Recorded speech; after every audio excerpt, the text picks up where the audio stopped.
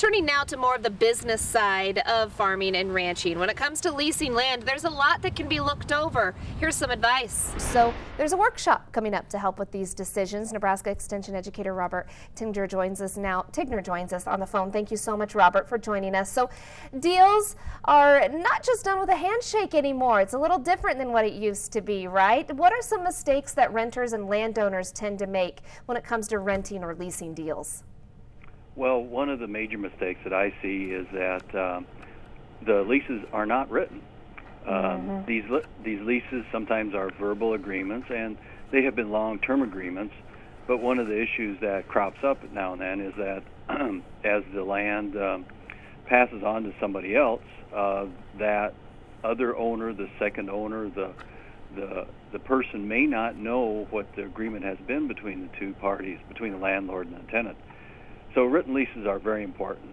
That happened to my own family a few years ago when my parents passed away. We really didn't know what the rental agreement was between the tenant and my parents. So we had to make some tough decisions and ask some questions of the tenant instead of knowing what it is on paper.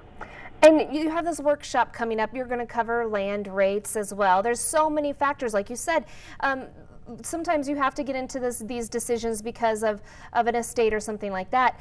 Landowners and renters may not be aware of some things like water usage, even grain bin storage. You see a lot of situations where specifics are maybe overlooked, where someone ends up, getting a bad end of a deal? Well, not necessarily the bad end of the deal, but in some cases there would be some grain bins that sometimes they're assumed to be included with the rent by one party or another.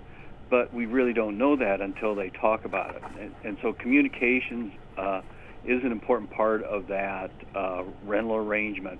Tenants and landlords need to talk about the specifics as much as they can and to go over some of the specifics as much as they can.